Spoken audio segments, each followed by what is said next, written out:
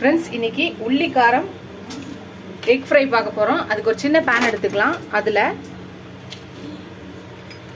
1 spoon தனியா, 1/2 spoon சீரகம், 1/2 spoon சோம்பு, 1/2 ஸ்பூன் மிளகு,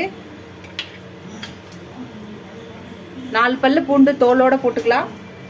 ஒரு 5 காஞ்ச மிளகாய் காஷ்மீரி சில்லியோட சேர்த்து போட்டிருக்கேன். இப்போ இது எல்லாத்தையும் நல்லா வறுத்துக்கலாம். இதை வறுத்து தண்ணி ஊற்றாமல் தூள் பண்ணி எடுத்துக்கலாம். ஃப்ரெண்ட்ஸ், இன்னைக்கு முட்டை உள்ளி காரம் ரெசிபி பார்க்க போகிறோம். மசாலா. ஸோ அதுக்கு முட்டையை வேக வச்சு நல்லா கட் பண்ணி எடுத்து வச்சுருக்கேன். வெள்ளை தனியாக, மஞ்சள் தனியாக இது மாதிரி எடுத்து வச்சுக்கலாம். ஒரு 4லேருந்து 5 முட்டையை நம்ம இது மாதிரி ரெடி பண்ணி எடுத்து வச்சுக்கலாம். இப்போ ஒரு கடாய் எடுத்துக்கலாம். கடாயில் கொஞ்சம் எண்ணெய் ஊற்றிக்கலாம். 1 ஸ்பூன் ரெட் சில்லி பவுடர், 1/4 ஸ்பூனுக்கு கம்மியான மஞ்சத்தூள், ஒரு 1/4 ஸ்பூன் சால்ட் போட்டுக்கலாம்.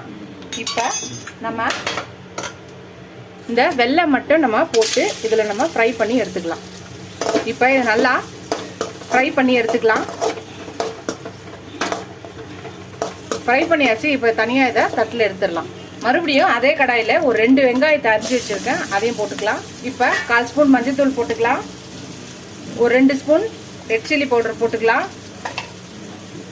இதுக்கு தேவையான சால்ட்டு போட்டுக்கலாம். இஞ்சி பூண்டு பேஸ்ட் போட்டுக்கலாம். இப்போ இதையும் சேர்த்து நல்லா வதக்கிக்கலாம். கொஞ்சம் கருவேப்பிலை போட்டுக்கலாம். இப்போ அதையும் சேர்த்து வதக்கிக்கலாம். அவ்வளோதான். இப்போ நம்ம வறுத்து வச்சிருக்க இந்த முட்டை எல்லாத்தையுமே போட்டுக்கலாம். எல்லாத்தையும் சேர்த்து நல்லா வதக்கிக்கலாம். அவ்வளோதான். ஒரு 2 நிமிஷம் இருந்துச்சுன்னா நம்மளோட முட்டை உள்ளி காரம் வறுவல் ரெடி ஆகிடும். கொத்தமல்லி இருந்ததுன்னா கொத்தமல்லி போட்டு இறக்கிடலாம். அவ்வளோதான். நம்மளோட முட்டை உள்ளி காரம் வறுவல் ரெடி ஆயிடுச்சு. ரொம்ப ஈஸியாக, சிம்பிளாக, டிஃப்ரெண்ட்டாக இருக்கும். நீங்களும் ட்ரை பண்ணி பாருங்கள். இந்த ரெசிபியை ட்ரை பண்ணி பார்த்து எப்படி இருக்குன்னு சொல்லுங்கள். ஃபஸ்ட் டைம் என் சேனலை பார்க்குறவங்க சப்ஸ்கிரைப் பண்ணிட்டு பாருங்கள்.